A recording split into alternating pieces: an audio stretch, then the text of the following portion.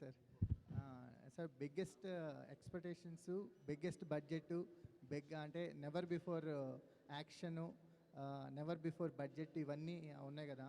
Total ఈ journey అనేది మాకు అంటే కింగ్డమ్ ట్రైలర్ కానీ రెగ్యులర్ సాంగ్స్ కానీ చూస్తుంటే ఒక వార్ మోడ్ అయితే సెట్ చేశారు ఆడియన్స్కి.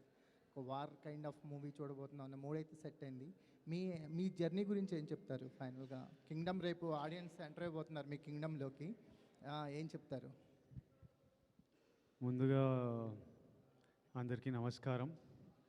ఈ ప్రెస్ మీట్ లైవ్ చూస్తున్న వాళ్ళందరికీ నమస్కారం. అండ్ మీరంతా చూస్తున్నారు జర్నీ స్టార్టింగ్ నుంచి.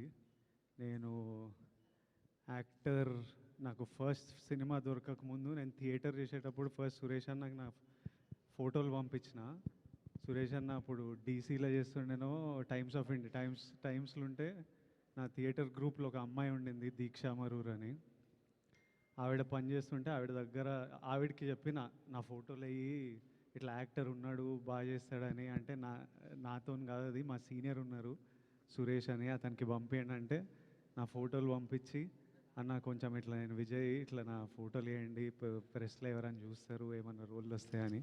అక్కడి నుంచి మీరందరూ నా జర్నీ చూస్తున్నారు. అండ్ ఈరోజు ఇక్కడ కూర్చొని ఈ 2 రోజులు చాలా కేయాటిక్ ఉంటాయి. సినిమా రిలీజ్ ముందు రోజు, సినిమా రిలీజ్ రోజు ఫోన్ మోగుతుంటుంది, బెస్ట్ విషెస్ అని, పనులు, టీమ్స్, డైరెక్టరు, ప్రొడ్యూసరు, ఇంటర్వ్యూలు, ఏం జరుగుతుంది రేపు అనే ఒక ఈ 2